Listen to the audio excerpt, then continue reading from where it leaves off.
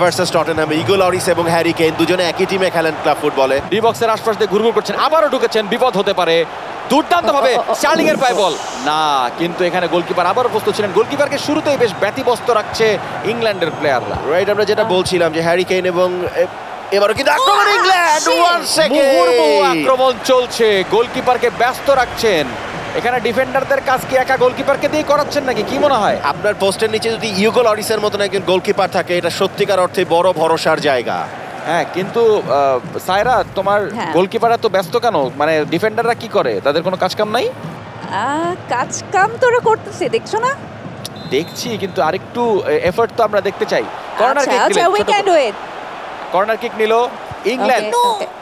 আবারও গোলকিপারের হাতে বল, খুব একটা ভালো শট ছিল না, অনেক দূর থেকে শট ছিল। ফ্রান্স ছোট ছোট করে আক্রমণে যাওয়ার চেষ্টা করছে, কিন্তু প্রথমার্ধের প্রথম 14 মিনিট আমরা শুধুমাত্র ইংল্যান্ডকে চড়াও হতে দেখেছি। এই মুহূর্তে কিন্তু ফ্রান্স আক্রমণে ওঠার চেষ্টাটা করছে এবং বা প্রান্ত দিয়ে আক্রমণে ফ্রান্স প্রথমবারের মতো। এর আগে কিন্তু তাকে আমরা অ্যাটাক করতে দেখি নাই, কাটব্যাক করতেই হবে, জায়গাটাকে অনেক ন্যারো বানিয়ে ফেলেছে। ভালো একটা চমৎকার শট, এবং পিকফোর্ডকে আপনি যাই বলেন না কেন, ইগো লরিসকে ভালোই চ্যালেঞ্জ জানাচ্ছে। পিকফোর্ডের দারুণ একটা সেভ। গোলকিপার বনাম গোলকিপার, কি মনে হয় মৌ, তোমার দলও বেশ চমৎকার একটা আক্রমণ করে দিয়ে আসলো। আমরা শুরু থেকে আক্রমণে আছি খুব ভালোভাবে।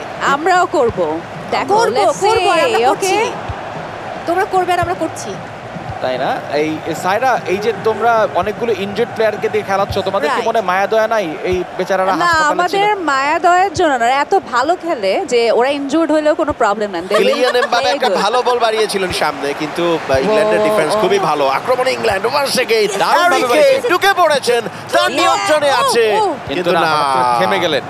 তবে এখনো পর্যন্ত সুযোগ আছে না।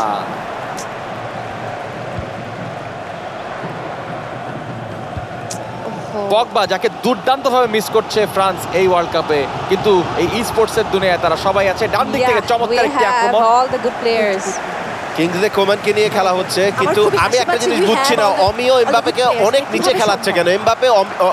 এমবাপে কি অমিওর ফ্রি ফ্লোটার? লিওনেল মেসির রোলটা কি আজকে খেলছেন তিনি? Okay please please do England 1-0 গোলে এগিয়ে right now. Kane, Harry Kane, we can do it. বাঁ পাশ থেকে চমৎকার একটি আক্রমণ করে, চমৎকার একটি সুন্দর লাস্ট টাচ দিয়ে গোল হয়ে গেল। England 1, France 0। Only one.